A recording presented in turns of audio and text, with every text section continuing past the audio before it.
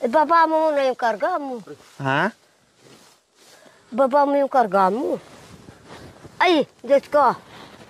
Ayan eh. Ako na lang. Ay, apo. Ako na lang. Ay, ako na lang. Diyos ko, nung bata ako, sisiw na sisiw to sa akin. So, subukan ko. Ay, hindi ako makakaya. Hindi ko nga po kaya. Ay, yan niya ba? Marulat. Yan.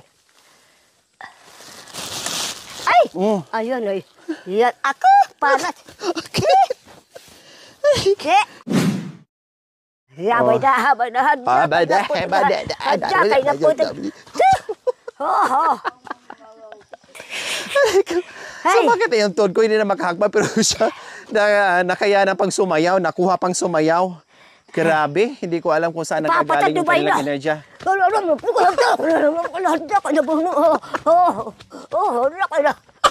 Hindi ko na kaya ba kabayan?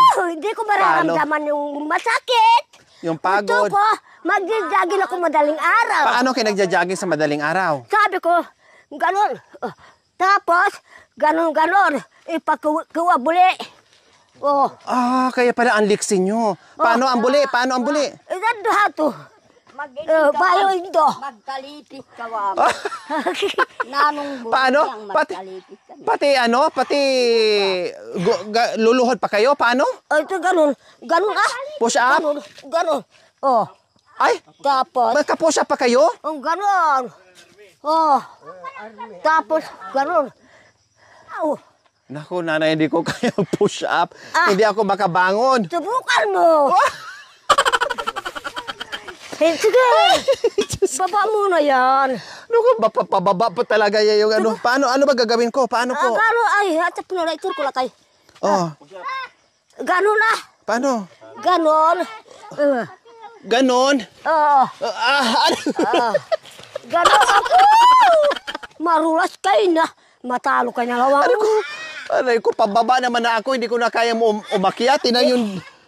Papatad mo. Kaya ko pa yung ganyan. Pero yung push-up, hindi na kaya, nay. Oh, ayan, kaya ko pa. Yung ito, hindi ko kaya talaga. Paano ba? Turuan niyo po ako ulit. Ganon. Makan yan. Ang kaya ko lang, ganyan lang. Awa. Para nangit ka. Garagali ka. Hindi na makababa yung ito. Ha? Bakit? Hindi ba pwedeng yung ganon-ganon na lang? Hindi pwede? Para ka na nag-uyot. Wow!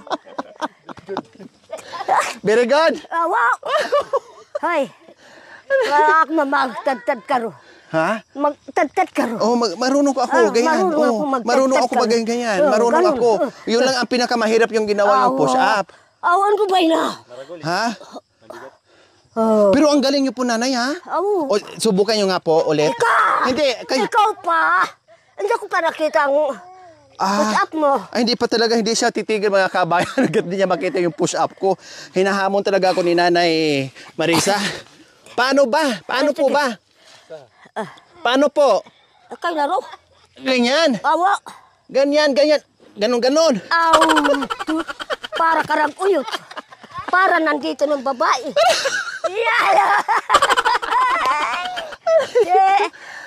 May mali sa ginawa nyo. Bakit? Mali.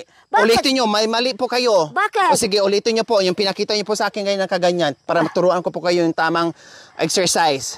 Sige. Ikaw po na mauna. Hindi, ikaw kasi may mali eh. May mali. Mali. O, paano po sa inyo? Paano? Ganyan. O, hindi ganyan. Hindi, ganon. Ito lang po. Ito lang. Bala. Ikapan. Binalak. Kasi nakakapagod yung lahat katawan. Ito na lang para hindi nakakapagod. Ang uyat, hindi naman magkaroon yung uyat. Buin. Tapos kung sumakit, hilot-hilotin. Ang galing talaga pala. Lina? Aywan ko sa kanya. Kapi ka. Ha? Kapi mo itong kapi. Kape. Sige. Kape. Ikaw na ba'y busog ka? Siya, kaya exercise? Kaya po niya mag-exercise? Aywan ko. O sa tanong niyo po sa Sabi kanya. ko, ganon. Ganyan, exercise. Tapos ang buli. Kabaha. Ito pala ang sikreto kay Nanay Marisa sa pagiging maliksi niya. Ewan. Yung exercise Gusto mo niya. malamay mo, magkat-kat. Para ano yung uyat? Okay, sige. Dahil napagod, no? Ang dami naming inikot kanina, naglinis, namitas ng kami. papaya. Tapos Okay, sige. hindi kami nakapagbaba Opo. doon. Mag-ano na lang po muna kami, magkape. Kasi malamig na naman at umambon kanina. Hindi ko na siya pinayagan mga kamay kasi gusto pa na sana niya dalhin niya ako doon sa Ibaba. doon sa mga luya niya. Kailang wag na Merong kasi sobrang bunga mga bangin. sabi doon. Baka mamaya ano pang mangyari sa amin doon. Kaya wag na. Oh. Ahas, opo. Ahas. Baka hilain tayo ng ahas. O sige, magkape po muna. Makapi ka naman. Itong malinis ang mga kaldero. Ganon. Ganon. Pag ano. Ganon do. Ayan. Ang teknik po pala daw mga kabayan, ang paglinis ng kaldero.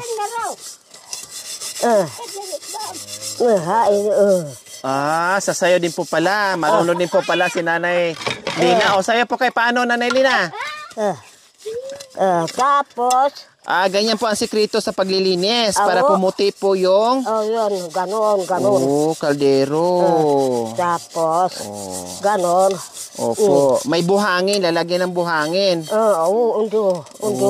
Para malinis ang kaldero. Kaya pala puting-puti yung Ayaw kaldero. ko kasi marumi. Gusto ko malinis. Ang puso, malinis din. Tama. Opo, tama po kayo. Ganon. Very good yun. Ano ba? Tapos, kahit nandun ako sa pangpang, malinis din ang kaldero. Opo. Ayan. Ano ba? Hain. Tignan mo. Malinis na. Tapos, Dandan sa tubig dahil wala po kayong tubig. wala ng tubig, bay. Dandahan po kayo. Umihi para mayroong tubig. Dandahan po kayo sa tubig dahil walang tubig po.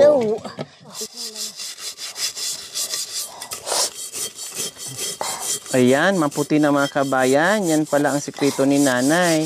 Steel wool, tapos lagyan ng buhangin. Tapos, puting-puti na. lagyan natin ang sabon para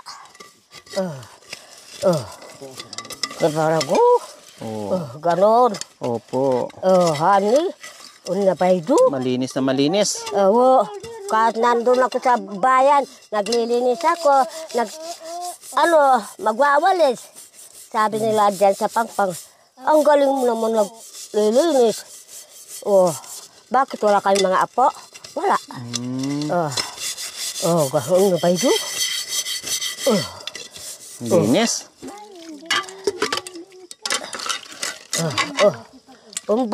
Bangat. Madali. Yan. Okay po mga kabayan, nandito po tayo kay Nanay Marisa and Nanay Lina, kay Tatay Junior.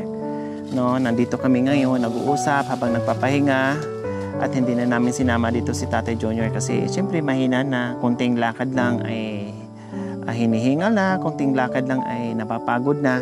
So kami na lang muna dito ni dalawang Maria natin. Okay, so ayan po mga kabayan at napag-isipan ng buong team, napagpasyahan po namin kung ano ba dapat talaga gagawin namin dito kay Nanay Marisa and Tatay Junior and Nanay Lina, no? Kasi nabigyan na natin ng ayuda, nabigyan na natin ng trapal, temporary. Sabi ko nga, itong bahay nila na bahay daw ng saging, pati yung dingding, lahat-lahat na. At naabutan natin nga sila dito mga kabayan na natutulog, no? Talukbong ng trapal, no? At nabasa na yung ibang gamit, ibang mga damit nila, yung hinihigaan nila ay upo na lang, no, sa tabi, naghahanap, kumbaga ulan sa labas, ulan sa loob, no? nababasa sila sa loob ng bahay nila. So, kaya ang ginawa namin, nung na-vlog namin ay kinabukasan, pumunta ulit, no, na lagyan natin ng trapal kasi tuloy-tuloy ang ulan. Walang hinto, kagabi super lakas daw ng ulan mga kabayan. So anong nangyayari sa kanila kung hindi po natin nalagyan ng temporary ng trapal? So ayan po mga kabayan, tara halip po kayo. Ito po ang ginawa namin, itong trapal. Marig.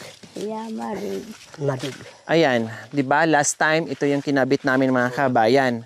No, kailang pag sobrang lakas pa rin po mga kabayan ang mangyayari, siyempre pag may hangin, malakas, tagos pa rin po dito.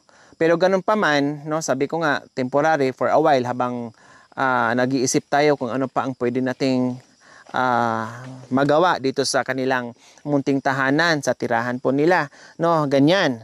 Pag umambon, bote dito, kahit papaano, may mga kumot, may mga tarpaulin na malalaki. Ayan. No? Kailangan hindi pa rin po sapat. Kahit nandito po sa harapan po mga kabayan, buong paligid, ganyan, dito, tulad nito, kumot o bedsheet na makapal, ito ay galing din sa mga bigay-bigayan, no? Ay wala din pong mangyayari just dito, ganun din po mga kabayan. Kaya ang nangyayari po sa kanila, dito yung mga gamit nila, ayan, mayroon doong trapa sa ilalim para pag bumuhos ang malakas na ulan ay masigurado yung ibang mga damit nila, mga ibang gamit na hindi mabasa. Tapos doon naman sila natutulog. So ganyan po mga kabayan, halos walang matino, talagang napakahirap yung buhay. Plus dinagdagan natin yung madilim nga na buhay dito ay nagiging maliwanag na kasi nilagyan na natin ng mga solar. So ayan, may napansin ako ditong kubo po mga kabayan, no, itong ginagawa. So itatanong ko ni Nanay Marisa, kanino po itong kubo? Saan? Kaya lang, gusto ko sana yung kasama namin doon sa, siya ang maggumawa dito. Oo, yung apo nyo po. Oo. Kaya pala may ganito. Akala ko ito ay bahay ng apo nyo. So sa inyo din po pala ito. Inutos nyo lang sa apo nyo, kailang hindi nagagawa. Kaya lang, gusto ko matapos na yan. Opo, tama yung ginawa nila mga kabayan. No, kahit ganito kalalaki yung mga poste, ito ay matibay na po ito mga kabayan kasi halos bahay na ganito naman ang gawa nila. Dito lang sana gusto ko. No, hindi rin pwede ditong super taas. Kailangan mababa lang po. Kasi pag bumagyo, nandito sa pinakatuktok, ito yung bundok mga kabayan. So nandito sila sa pinakatap. So hindi pwedeng taasan, no? Kailangan mababa, mga ganito lang para just in case na lumakas man yung ulan, hindi liliparin, hindi buhatin para ilagay doon sa kabilang bundok, no? Liliparin ng hangin. Kailangan nakabaon ng mahaba, malalim, no? Mababa lang para safe po sa hangin po mga kabayan. Kaya naitanong ko, yung pala ginagawa na noon, kailan natigil kasi wala nang gagawa dito. So, ayan po mga kabayan, ang naisipan namin, no? May nagpadala na, okay, ganito, bilhan mo siya ng bigas. May nagpadala, bilhan mo siya ng gamit. May nagpadala, anong pwede nating gawin? Anong pwede pang ibang gamit na kailangan nila o kailangan pa nila dito sa tatlong matanda? So, ngayon po mga kabayan, no, sabi ko nga, hindi ako nangangako na babalik dito sa kanila sa abot ng aking makakaya, makabalik at makabalik yung team dito. Plus, sabi ko nga po mga kabayan, bahala nang ang Diyos, ang Panginoon, pag nagbigay ng biyaya, kung para sa'yo, ay para sa'yo. So ito yun mga kabayan, may biyayang dumating, siguro more or less ay nasa 20,000 na nanggagaling po sa ating sponsor.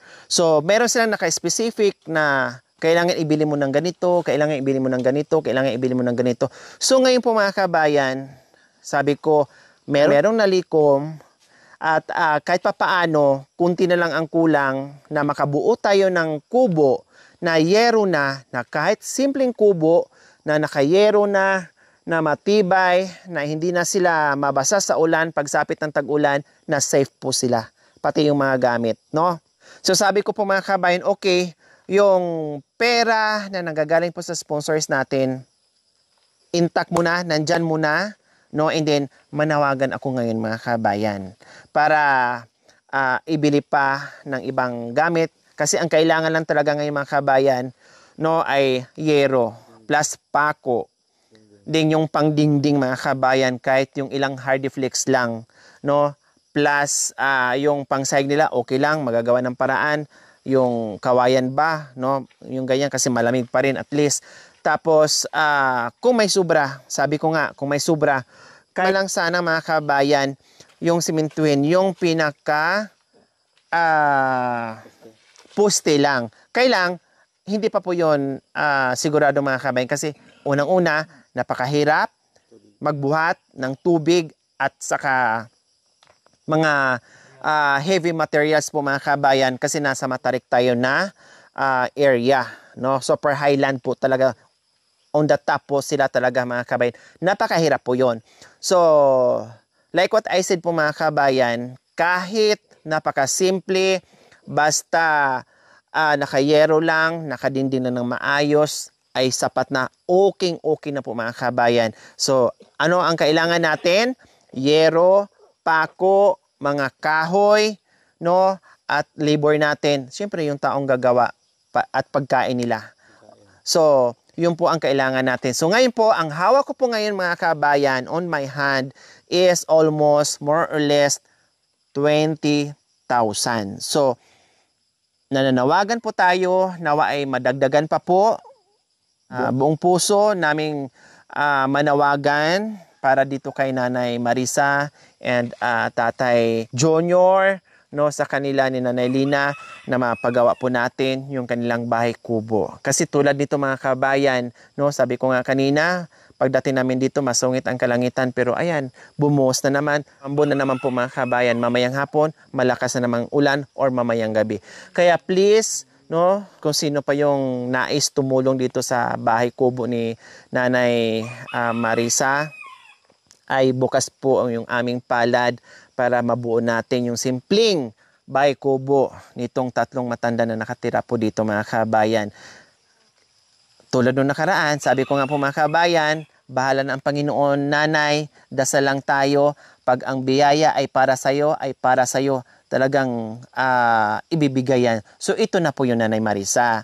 So ipag-pray pa po natin Nanay Marisa, no, na sana madagdagan pa yung biyaya natin ngayon, na makagawa po tayo ng bahay kubo nyo na simple, na hindi po kayo mabasa, na kahit light materials basta nakayero ay ayos na. 'Di ba po Nanay Nanay Marisa? Kasi hindi po natin kaya kahit sabihin natin marami tayong pera na pang concrete, hindi po natin kaya kasi kailangan natin mag-hire ng backhoe para maghakot ng heavy materials para paakyat dito, no? Ang laking magagastos natin pag concrete pa tayo dahil mag-hire din ng maraming tao maghakot dyan para lang maiahon o makarating dito yung mga materyales. So doon na lang tayo sa simple, na maayos, na matibay at hindi kayo mabasa. Doon na lang tayo. Huwag na tayo mag-expect pa ng too much like Mami D, kasi si Mami D ay malapit sa baryo, nasa kalsada, ay okay. So ang pagpagawa natin ng bahay po mga kabayan ay hindi ibig sabihin, paggawa ko si Mami D ng ganito, yung kapitbahay ay ganito din, yung kabilang barangay ay ganito din, yung kabilang lugar ay ganito din. Depende po yun sa budget, sa maging sponsors, at depende rin po yun sa lugar, at depende rin po yun sa sitwasyon. Hindi po pare-parehas. Kasi may nagtatanong, no, kaya unahan ko na po, ang pabahay natin, pagbibigay ng ayuda, depende po sa sponsors, depende po sa malikom natin, depende sa sitwasyon, depende sa panahon, depende sa kung gaano kalaki po na malilikom natin. Ganun po mga kabayan na, kaya may malaki tayong bahay, may maliit din na bahay. Kaya habang nagsasalita tayo, pasok tayo sa bahay, kasi hinahabol din tayo ng ulan na naman po mga kabayan. Kaya please, sa ating mga buting sponsors, kumakatok na naman po kami ulit sa inyong kaibuturan ng inyong puso, no? Na sana ay madagdagan pa yung hawak ko po ngayon na almost 20,000 na nagagaling po sa ating sponsors para po madagdagan at mag-go na po natin dahil tag-ulan na po talaga as in mga kabayan at mayroon pang balita-balita. La Nina na po talaga ngayon dito sa Pilipinas dahil marami pang darating at papasok ng mga low pressure po mga kabayan o bagyo dito sa Pilipinas mga kabayan. Kaya sana sabi ko pag sapat na no ay igugo ko na. Ayaw ko rin mag-umpisa mga kabayan na hindi sapat yung pera kasi maantala at umuulan, mabasa, masira o etc. etc. Gusto ko sufficient na yung pera nandiyan na para magawa ng sabay-sabay, mabilis at matapos kaagad. Okay, so ganyan. Pero po mga kabayan, yun po yung plano namin sa ngayon. Kasi nga, yung gamit, nandyan lang yan, magagawa ng paraan. No? Yung bigas, magagawa ng paraan. Kung yan ang unahin natin, ay mauubos lang din po yun mga kabayan. No? Tapos sunod araw, wala problema na naman nila yung kanilang bahay. Isang buwan, wala yung trapal, wala na naman. So, ngayon, i-priority ko na lang muna yung bahay. Tiis-tiis lang muna. So far, meron pa namang makakain, no? And then, kung magkano yung malikom natin, kung magkano sobra, so doon na tayo bibili ng marami. Magtambak tayo ng pagkain nila, no? Diyan. Or actually, meron po pa silang ginagawa diyan. Hindi lang matapos-tapos, no? Alam ko na po, hindi matapos-tapos. Siyempre, hindi magalaw kung walang pagkain. Hindi magalaw kung walang pera din, kahit papaano. No, dahil tuwing galaw mo dito mga kabayan, kailangan may pera ka, may pagkain ka. So yan po ang nangyayari. So yung iba diyaang light materials, yung ibang kahoy diyan, marupok na rin. Kasi syempre matagal na nakatayo, no. Kinakain na rin ng ana yung iba diyan. Kaya wala din. Mauubos at mauubos lang din po yung mga kabayan na hindi matutuloy, masisira lang din yan. Okay, so yun po yung gagawin namin mga kabayan. Kaya yung nagpahabol po na meron naka-specific, so sana maintindihan nyo, hindi ko po muna galawin yon. May pagkain pa naman po sila ni nanay at saka ni tatay. So priority ko po muna na nawagan ako para madagdagan at may igawa natin ang bahay nila. So katulad nito mga kabay, kung hindi tayo dumating, raining din inside. No? Raining din po dito sa loob. Napapansin nyo nung unang episode namin na nagluluto po kami dito or pangalawa, no, ay basa kami. Kasi kahit saan ka pupunta o saan ka pupwesto, tumutulo yung ulan tubig, no? Yung poste, puno ng kahoy, yung poste nila mga kabay, kasi bumigay na rin.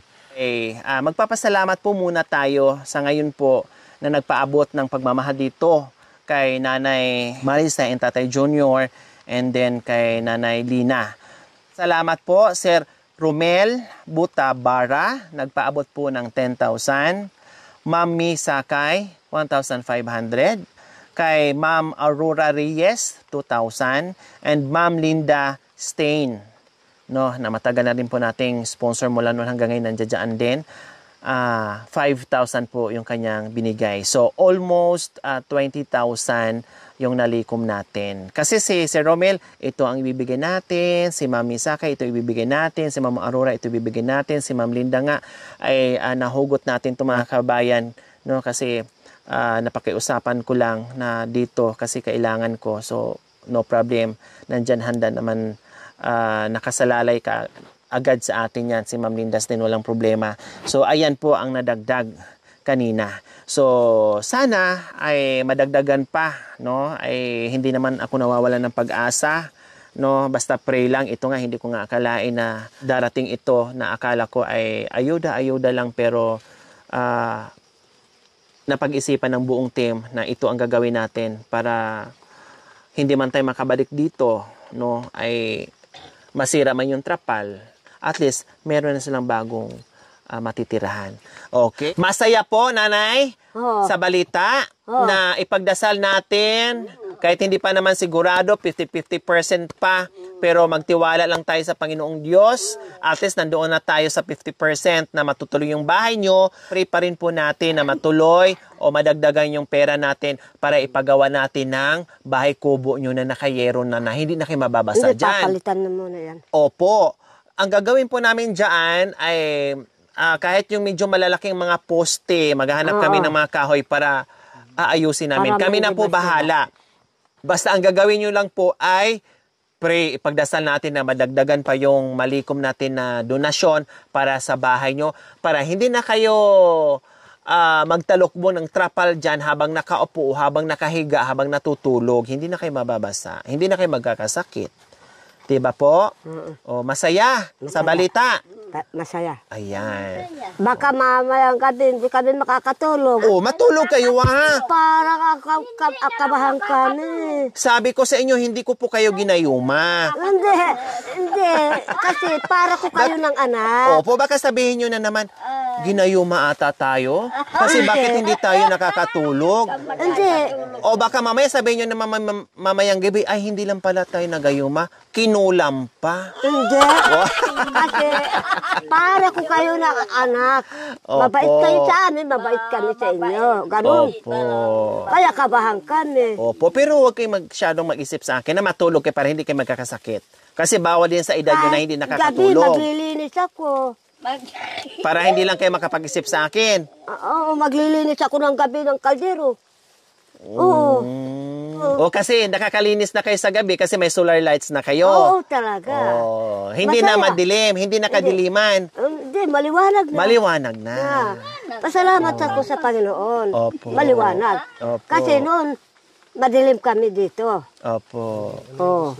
Maliwanag. Ano nga yung gusto nyo sinabi nyo sa akin noon? Anong pinabibili nyo? Radyo, saka takuri. Ah, takuri. Ting, ping, ping, ping, ping, ping, ping, ping, ping, ping, ping. Takuri. Oh. Minaji ko lang, ha? Oh. Ginayuma ko lang yung takuri kay lumapit sa akin. Ayan eh. Habiin na inang takuri. Oh. Very good. Oh. Ayos. Ayos sa Shout out po kay Ma'am Mary Ann Dizon Quezon. na-impakit na. Viewers namin na nabilhan ng takuri. And ano pa nga yung request nyo po, nanay? Radyo. Para Ping, ping, ping, ping, ping, ping, ping, Para ping, kuma- ping, ping, para ping, masaya. ping, ping, ping, ping. Radyo! Oh. Request na radyo, ayan na din. Ayan, para may music po kayo, may libangan po kayo, kaya meron po kayong radyo. Para may balita, lalo na dito. Ang bagyo. Opo, pag may bagyo. Ay, kating.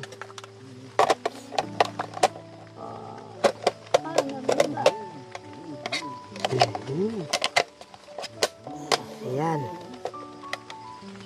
May flashlight. Alam ko yan. Opo.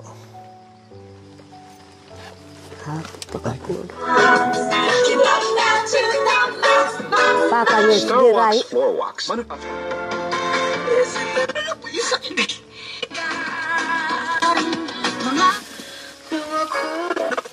Salamat kami sa Panginoon. Binigyan kami ng radyo, takuri. Kaya sana magawa yung kubo namin para hindi kami mabasa. Sana magbalik sila mga anak ko. Opo. Yun lang ang mabait sa amin tatlo. Yung, parang ako lang, hindi ako makakatulog ng gabi. Hanggang na magdamag ako, hindi ako makakatulog. Umiyak ako. Sana babalik kayo ulit sa amin sa karoroonan namin. Mga anak ko, yung mabait sa amin, tumulog sa amin. Kaya lang, siguro magkayero kami siguro sa... Pasalamat ako sa Diyos. Sana babalik sila ulit magpagawa ng kubo namin para hindi kami mabasa. Oh, ganun. So ayan po mga kabayan, no? Sabi ko nga, grabe yung hirap at saka yung pagod nila po mga kabayan dito sa kabundukan. No, ay sana no, may awa ang Panginoong Diyos na madagdagan yung ating donasyon na maranasan man lang nila mga kabayan dahil nasa dapit hapon na po yung kanilang buhay, no, maranasan man lang nila yung simpleng kubo. Hindi naman sila nangangarap na konkreto yung bahay nila eh. Yung pinapangarap lang nila na bahay na maayos, na hindi sila mabasa, ay sapat na sa kanila, ay maayos na po sa kanila. Kaya sana maiparanas po natin sa kanila. Kaya sabi ko nga, minalikom dyan ay hindi ko nagagalawin, no, ay ipunin ko na para sa magiging expenses doon sa bahay kubo ni Nanay Marisa and Tatay Junior and Nanay Lina. Okay? Maitanong ko lang pala mga kabay, maidagdag ko lang. May nagtanong si Paps Odi, Nanay Lina, may asawa po kayo? Wala. Wala. Patay na. Pero may mga anak po kayo? Isa lang. nag-iisang anak lang. Sa bayan. Sa bayan. Oh. So ayan po, Paps Odi, ay si Nanay Lina may asawa pero patay na at nag-iisang anak, may pamilya na rin. Kaya nandito kasi kapatid ni tatay dahil may sakit si tatay para may kasama sila dito. Kaya sila, tulong-tulong kumbaga. Okay. Sige. Mga kabayan, no, talagang nagustuhan. O ayan, nakasabit ka agad sa shoulder ni Tatay Junior. O, diba? Magkaroon din sila ng ganyan. So, ngayon ang gagawin natin mga kabay, magsaing na, no, bago kami bababa ng bundok, ay pakainin po muna natin sila. Kaya magsaing ngayon si Nanay Marisa. Hindi lang kong meron dito. Aray, patil ko. Ako na ay pa. Tukulam rin bato. Ang pag-aral natin, anak ay... Akapun ganun. Paraan. Ito, ya, dito. Makan yan. Yan. Para hindi mahirap na. Yan.